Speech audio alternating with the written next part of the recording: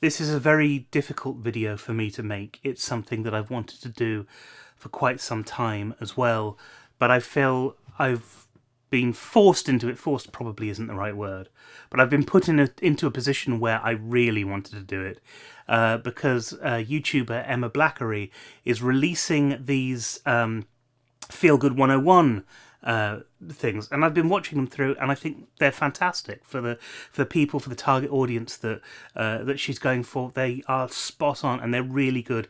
And if you haven't seen them, go and check them out. I'll leave a link below. This is a response to the video that she made about depression. I was diagnosed with depression last year. It is and has been a crippling experience. I can't tell you what it's like. I can't describe it unless you've experienced it, unless you've lain in bed in the morning and couldn't get up. Not that you didn't want to, not that you were just a bit tired and you just wanted a few extra minutes, but you just cannot get up.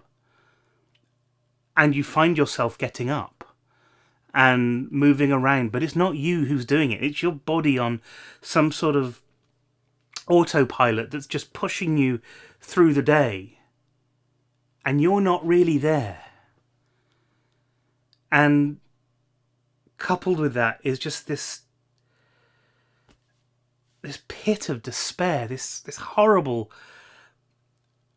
emptiness that's just swallows you up. It stops you from being who you are.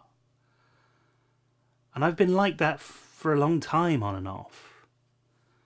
I honestly think that a lot of the problems that I have with my weight are because fundamentally I've been very, very unhappy.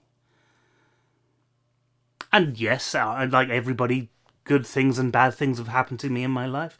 I mean, in terms of the whole population of the world, I'm a very lucky, very fortunate person, but that doesn't actually mean that I can cope with everyday life, that I know where I am and who I am and where I'm going. It's when people say debilitating illness, you think of something like you think of something that actually physically stops you from doing things. You think of perhaps a disability. Mental illness, in my case depression, in other cases there are a plethora of mental illnesses which probably aren't spoken about as much as they should be. To me, the problem is that you can't see the debilitation unless you're living through it. And people can tell you this is what it's like. People can say, well, when you look at the world, there's no colour in it, and that's what depression's like. But you can't experience that. Because saying that doesn't mean that, look, if you turn on a black and white movie, that's what depression's like. That's just not right. That's just one of the ways of expressing it. In her video, Emma said that she was suffering for, I think, about 7 years, and she didn't go and see anybody. Well, I wanted to talk to you from a position of somebody who did go and see somebody. And I wouldn't have done. I would have done exactly the same, I think, that most people would do. Because you don't know that you're necessarily depressed. You just think this is what life is. If nobody tells you, look, you're depressed, and you're just carrying on with life, and everyone around you says, oh yes, that's just what happens, then you don't know that you're actually suffering with it. And it wasn't until I went to have a checkup, actually. The nurse took some blood and asked me how I was, and I said, oh, I've been feeling a bit down recently. And proceeded to tell her why, proceeded to tell her what was wrong. And she said, have you talked to anybody about this? And I said, no. Well, the next thing I knew, she was booking me in for an appointment with the doctor. And I am so glad that she did. I can't thank that woman enough. It has changed my life. And I went downhill from where I was back then. I went even further downhill. And it's taken a long time, partly to come to terms with being depressed, and partly to I'd start to build some form of coping mechanism up again, so that I can live with who I am. And I'm on antidepressants now, and for me at least, they work. I know they don't for everybody, but it's helped me to be the person that I used to be, or at least closer to the person that I used to be. The doctor, when I went to see him, it was a positive experience. I know people are afraid of going to doctors for whatever reason. I know people don't like it. I know, especially, I think when you're younger and you're worried about all sorts of authority figures, and that stays with you for quite some time, I can tell you.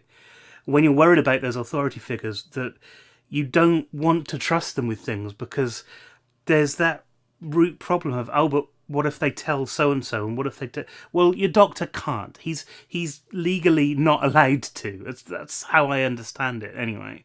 There is a thing called doctor-patient confidentiality, and as far as I'm aware, at the moment, it actually exists between anybody and their doctor. If you go to them without your parents, if you go to them without your spouse or significant other, that's your business. It's not the business of your parents or your spouse or your significant other. And instead of saying, right, you're depressed, this is what you need to do, he talked through options with me. He didn't say you need to do this. He didn't say this is what you must do. He said this is what you can do. This is how other people cope with it. What would you like to try? So far, I've done two things. The antidepressants at the time was a bit of a no-brainer, really. I was diagnosed with being depressed. Subsequently was diagnosed with severe depression. And I just, in my head, I just thought, well, hang on. We're in the 21st century now, aren't we? We're in a century now where we can do something about this. I shouldn't be trying to cope with this on my own. I should be at least exploring the different options that are going to see if I can get better or not.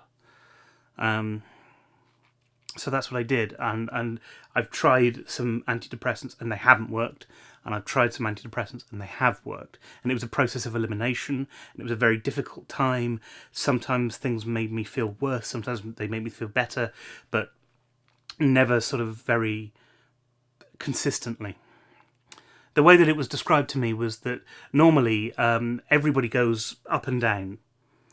And as you go up and down, you pass through this sort of level which is there, and you're just going up and down. So at any point during your life, you will feel either happy or upset or sad or angry, or that your phone's going off in an inappropriate moment, something like that. When you're depressed, your baseline for how you're dealing with things is lower than the baseline for being not depressed. So if normality is there, if normality is this arm, instead of going up and down, so the bulk of the time that you're riding along that arm somewhere, you're actually starting off down here and going up and down and up, and not really quite hitting this point where you're feeling normal, not really quite hitting this point where you're actually feeling happy.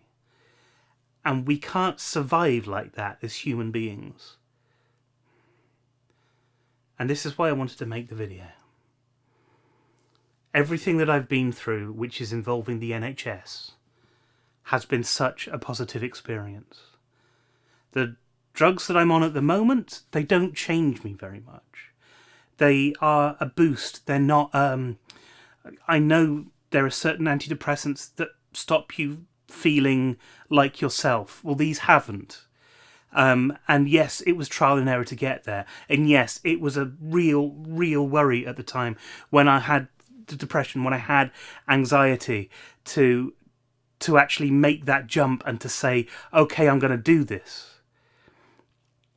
But I had to, because, I don't know, I felt, hell, Your doctor's trained for this. Your doctor's trained for years and years and years to be the sort of person who can say, look, this is what you need to consider. You should listen to him. So I just wanted to say how positive an experience it was, how important the health service has been in helping me to get back to a certain level of normality. I'm not there yet. It takes months, if not years, to come out of depression. And I have times when, oh God, when I feel so bad. The beginning of this year, and this is something that I find very difficult to admit, beginning of this year, I was contemplating suicide. And it's no good saying, well, what about the people around you? What about, what about hurting them? Because you don't care. Because you can't see past it. You can't see past the depression at all. You just exist with it. And I couldn't see a way out. And there are times that I still feel like that. But because I've had a good experience with the NHS, with people who are around me who are so supportive, the best people in the world. And if you're out there and you're one of them and you're watching this, thank you so much for everything that you've done for me. It really means a lot. I'm sorry this video wasn't funnier, but that's my opinion. Please leave yours below.